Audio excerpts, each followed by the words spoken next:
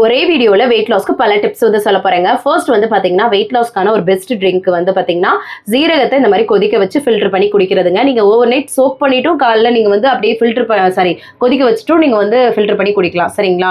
Empty ஸ்டமக்ல.